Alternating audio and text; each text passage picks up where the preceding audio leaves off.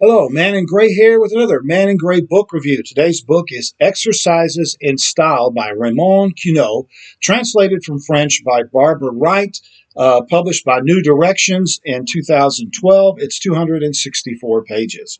Raymond Queneau was a French writer who lived from 1901 to 1976, and he was known for writing experimental fiction. He founded or helped found a group called WIPO in 1960. French writers are always starting writing groups.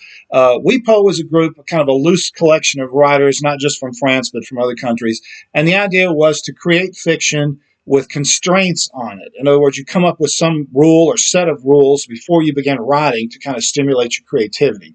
Probably the best known example, this is known as constrained writing.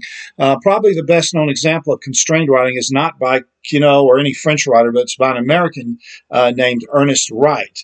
In 1939, Ernest Wright wrote a novel called Gadsby. Not Gatsby, that's the other guy, Gadsby. And it's a novel that doesn't contain the letter E, the most used letter in the English language. And so this forced Wright to come up with creative ways of writing a novel because he couldn't use, for example, he couldn't use the word the because it has an E in it. So that's an example of this. Now, one of the books that Queneau wrote as part of this WIPO group was a poetry book called 100 Million Poems. And it's made up of 10 sonnets. Now, as you probably know, a sonnet is a short poem made up of 14 lines. And in Queneau's book, he prints each one of these sonnets on a different page, but he cuts the page into 14 strips, one for each line, so that you can flip the strips of paper back and forth and make new poems by combining the different strips of paper. And if you do that, if you have 10 poems in 14 strips and you flip back and forth, the total mathematical number of poems is 100 million. There's 100 million different ways you can combine those 10 poems. And it takes over 200 million years to read such a book. So that means, ironically, you have a book that's only 10 pages long, but it takes longer to read than the entire history of humanity, and then some. This book, Exercise in Style, is Queneau's most famous book and his most influential, and it also has this kind of ironic contradiction in it.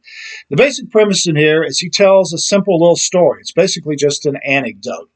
There's a guy on a bus in the 1940s, late 1940s. He's sitting on a city bus, and he notices two guys standing next to each other at the front of the bus. One is a young guy in his mid-20s, and he's dressed very outrageously. He has this big hat with a long ribbon down it. He's got all these flashy clothes on, and he's jostled by this other guy who's older and dressed more conservatively.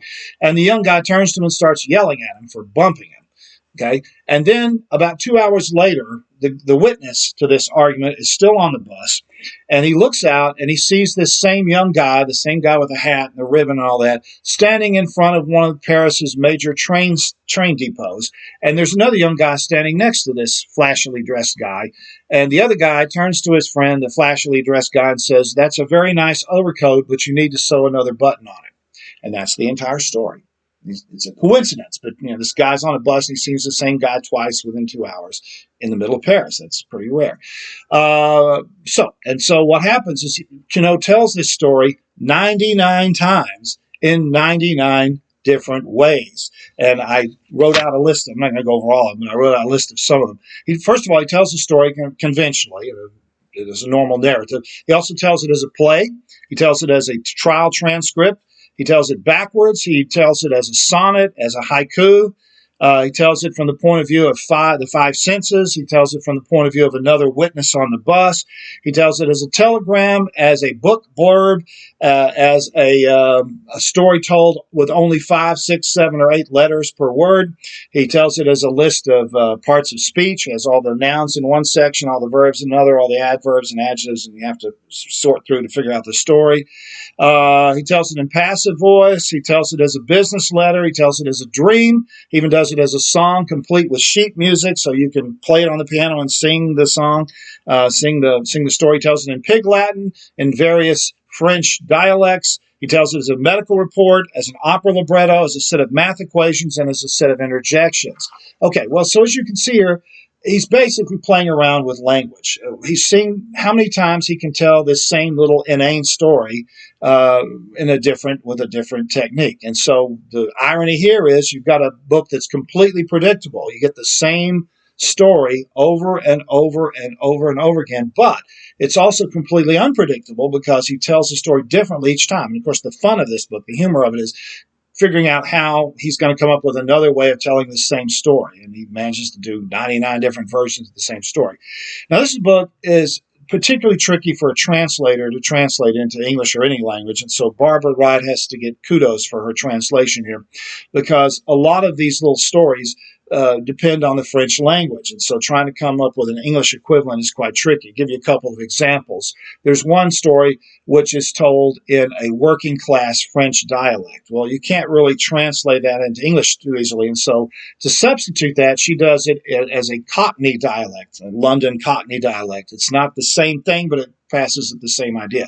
It's kind of like trying to translate a joke from one language to another. If you do it literally, it's probably not funny. So if you're going to translate a joke from one language to another, you usually have to do it kind of as a paraphrase, so that you capture the spirit of the joke, but it's not literally the same way. Another example is there's a version in here in Polynesian French, which wouldn't work as a translation. So she uses a West Indian dialect, type of West Indian dialect that you'd hear in London or whatever. So it's a tricky book for a translator to translate. And so Barbara Wright does a really good job here. Now, this book was originally published in 1947. And after he finished this book, he continued to tinker with the idea and think about it. And he wrote another 24 versions of the story, about 24 versions of the story, which are included in here as an appendix.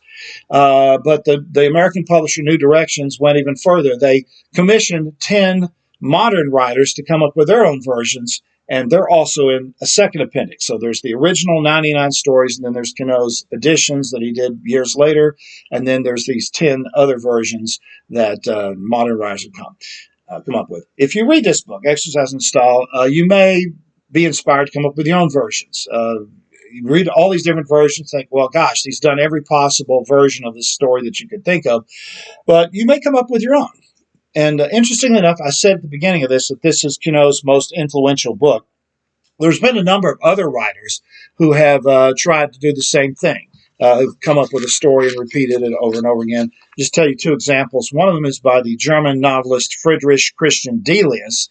He came up with a novel called Die Minute mit Paul McCartney, The Minute with Paul McCartney, and it's based on a little newspaper article he saw in 1969. Paul McCartney and the Beatles were recording the Abbey Road album, and McCartney decides to take his dog out for a walk. And so they go out to a city park, which is across the street a few blocks from the recording studio. And McCartney's dog gets away from him, and he runs up and he nips the leg of a German teenager who's kicking the soccer ball around with one of his friends. And McCartney runs up to him and says, "Don't worry, she's a coward." And then a bunch of teenage girls in the park see that Paul McCartney's there, and they all start screaming and running toward him. So he and the dog turn and run away from the park and go back to the recording studio. And that's the story. And Delius tells the story 99 different ways. He tells it from the point of view of the dog, of the soccer ball, the point of view of the grass, the point of view of the birds, the point of view of the teenagers, the point of view of the two German kids, and the point of view of a photographer who's hiding in the bushes. And at the very end, he does it from the point of view of Paul McCartney, a fictional Paul McCartney, who denies that the whole story took place. So that's kind of a tribute and sort of parody of what Queneau was doing. And more recently, there's a graphic version of this by the comic book artist or cartoonist Matt Madden. He wrote a book called 99 Ways to Tell a Story. And in Madden's book, there's a guy who gets up from a computer and he walks to the kitchen to get something out of the refrigerator, but on his way, his woman, probably his wife, who's upstairs, calls down and asks what time it is. And so the guy answers, and then when he gets to the kitchen and opens the door, he can't remember what he was going to the refrigerator for.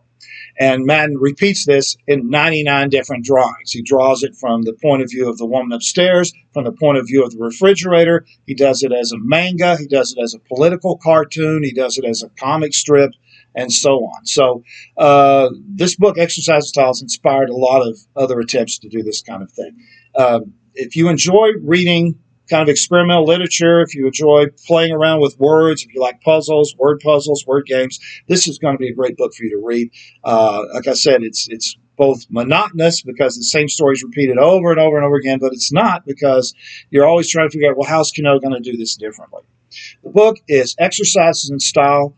The author is Raymond Queneau. The translator, Barbara Wright. This has been another Man in Gray book review. Thanks for watching.